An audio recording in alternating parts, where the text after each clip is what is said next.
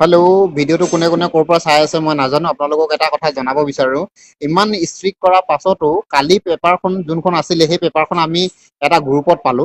Actually আপোনালোকৰ যোনখন paper আছিলে SLRC যোনখন পেপাৰ 3 2024 পেপাৰ, এখন পেপাৰ 3 হয়। এই পেপাৰখন গোটেই পেপাৰখন মানে এক্সাম শেষ হোৱাৰ পাছতে লগত কেনেকৈ মানে যদি এক্সামৰ বাহিৰত নিব দিয়া নহয়, মানে এক্সাম শেষ হোৱাৰ পাছত নিব দিয়া নহয়, কিন্তু এক্সামৰ পেপাৰখন কেনেকে লিক হ'ব পালে বা পাছদিনাখন কেনেকে লগত লিক হ'ব পালে সেইটো কথা আমি ৰহস্যটো মই বুজি নাপালো। এতিয়া আপোনালোকে চাওক, আপোনালোকৰ গোটেই কুৱেশ্যন পেপাৰখন ইয়াতে আছে। এতিয়া মই আপোনালোকে যদি কুৱেশ্যন পেপাৰখন মিলাই আছে তেতিয়াহ'লে চাওক, আহোমৰ শেষৰখন ৰাজধানী কি আছিল সেইটো কুৱেশ্যন মিলি গৈছে। শ্ৰীমন্ত শংকৰদেৱৰ বুঢ়ী আই আইতাকৰ নাম কি আছিলে সেইটো কুৱেশ্যন আপোনালোকৰ আহিছিলে। গোটেই কুৱেশ্যন পেপাৰখন ইয়াতে আছে, চাওক আপোনালোকে তো ইয়াতে মিলাই চাওক। মহীশূৰ সিংহৰ ৰূপে কোন জনাজাত আছিল, তো আপোনালোকে চাওক গোটেই 5 নম্বৰ কুৱেশ্যনটো চাওক। দ্বিতীয় বিশ্বযুদ্ধৰ সময়ত নিম্নলিখিত কোনখন দেশে অক্ষ গোটৰ অংশীদাৰত আছিল, সেইখিনি গোটেইখিনি চাওক। তো আপোনালোকে যদি ভিডিঅ'টো চাই আছে নিশ্চয় আপোনালোকে শ্বেয়াৰ কৰি দিয়ক। আপোনালোকৰ গোটেই কুৱেশ্যন পেপাৰখন ইয়াতে আছে। তো ইয়াতে আছে নিম্নলিখিত কোনখন দেশৰ সৈতে অসমে আন্তৰ্জাতিক সীমা স্পৰ্শ কৰে। তো আপোনালোকৰ যোনখন কুৱেশ্যন পেপাৰ হয় সেই কুৱেশ্যন পেপাৰখন কেনেকৈ লিক হ'ব পালে। তো আপোনালোকে বা অসম চৰকাৰক মই এটা কথা সুধিবলৈ বিচাৰো যে আপোনালোকে ইমান কঠোৰতমৰ পাছত পাছদিনাখন মানে কি হ'ল, এক্সামৰ বাহিৰলৈ যোৱাৰ পাছত কিয়নো কুৱেশ্যন পেপাৰখন লৈ যাব নিদিয়ে, কিন্তু কুৱেশ্যন পেপাৰখন লগত তাৰ পাছদিনাখনেই লগত মই এটা গ্ৰুপত পালো, আৰু গ্ৰুপত কেনেকে আহিবলৈ পালে মই এইটো কথা নাজানো।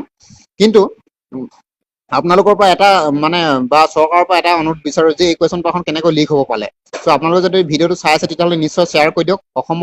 অসম চৰকাৰে যে কৈছিলে একদম ইমান স্বচ্ছতাৰ মাজত আমি মানে এক্সামটো পাতিম, কিন্তু হ'বলৈ কেনেকৈ পালে। আপোনালোকে ভিডিঅ'টো যদি চাই আছে তেতিয়াহ'লে শ্বেয়াৰ কৰক। এইটো চাওক, আপোনালোকক মই গোটেই কুৱেশ্যন পেপাৰখন ইয়াতে মই আপোনালোকক দেখাই আছো। 10 নম্বৰ কুৱেশ্যনটো চাব পাৰে, নিম্নলিখিত কোনটো শৃংগ হিমালয় অন্ত নহয়। নিম্নলিখিত কোনটো দক্ষিণ আমেৰিকাৰ এক পৰ্বতমালা, সেইটো চাব পাৰে।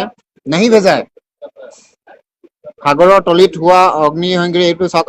গোটেই কুৱেশ্যন খিনিয়ে মিলি আছে। ৰাজ্যসভাৰ অধ্যক্ষ কোন হয় সেইটো চাব পাৰে। 14 নম্বৰ কুৱেশ্যন, গোটেই কুৱেশ্যন খিনি ভাৰতৰ ৰাষ্ট্ৰপতি কোনে শপত পাঠ কৰোৱা সেইখিনি চাওক। আপোনালোকৰ যদি কুৱেশ্যন কিবা নাই মিলে তেতিয়াহ'লে ক'ব পাৰে। এনেকুৱা গোটেই কুৱেশ্যন পাম মই লাষ্টলৈকে গোটেইখিনি সময় মই দেখাই দিলে সময় যাব, কিন্তু তথাপিও মই কিছুমান কুৱেশ্যন দেখাইছো। এইটো কুৱেশ্যন চাওক, এইটো অলকানন্দা গীতিকাৰ কোন আছিলে।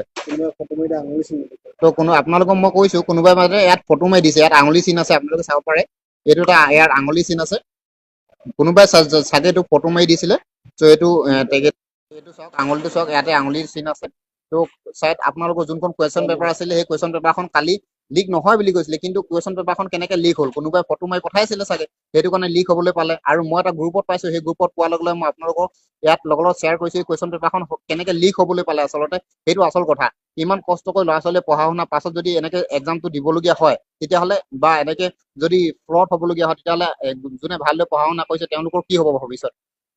তো আপোনালোকৰ কুৱেশ্যন পেপাৰখন এনেকৈ লিক হৈ গ'ল। তো আপোনালোকে যিমান পাৰে ভিডিঅ'টো চাওক, শ্বেয়াৰ কৰি দিয়ক। সিং আপোনাক মই অনুৰোধ জনাইছো যাতে আপুনি ভিডিঅ'টো শ্বেয়াৰ কৰি দিয়ে। অসম চৰকাৰে কৈছিলে যে আমি স্বচ্ছ আৰু নিকটাৰে আমি কুৱেশ্যন বা এক্সামটো পাতিম, কিন্তু এইটো কুৱেশ্যন পেপাৰখন কেনেকে লিক হ'ব পালে পাছদিনাখন লগত এক্সামটো হৈ যোৱাৰ পাছতে লগত এক্সাম পেপাৰখন আপোনালোকৰ কেনেকে লিক হ'ল সেইটো আপোনালোকক অসম চৰকাৰক অনুৰোধ জনালো, কেনেকে লিক হ'ব পালে।